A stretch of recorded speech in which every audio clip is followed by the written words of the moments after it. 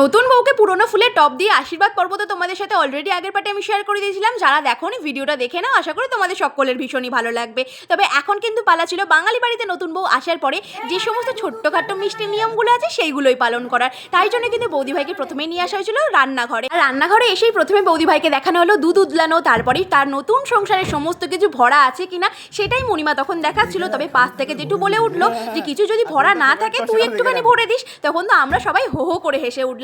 তবে যাই বলো না কেন, এই দিন থেকে কিন্তু একটা মেয়ের জীবনে নতুন একটা অধ্যায় শুরু হয়। প্রতিটা মেয়েকে কিন্তু নিজের বাড়ি ফেলে এসে আজকের দিন থেকে আবারও একটা নতুন সংসারকে নতুন করে গড়ে তোলা, তার জীবনের নতুন পথ চলা। তোমরা কিন্তু সকলেই তাদেরকে আশীর্বাদ করো। আর এই বিয়ের ভিডিওগুলো তোমাদের কেমন লাগছে কিন্তু অবশ্যই জানিও। আর এখনও হচ্ছিল কিন্তু বাঙালি বাড়িতে যে সমস্ত নিয়ম কানুনগুলো মানে খেলাগুলো থাকে সেইগুলোই তোমরা কারা কারা খেলেছো কিন্তু অবশ্যই আমাকে কমেন্টের মাধ্যমে জানিও। আজকের ভিডিওটা এতটুকুই। তোমাদের যদি ভালো লাগে তাকে লাইক কমেন্ট শেয়ার করতে একদম ভুলো না। দেখা হচ্ছে নেক্সট পার্টে। টাটা।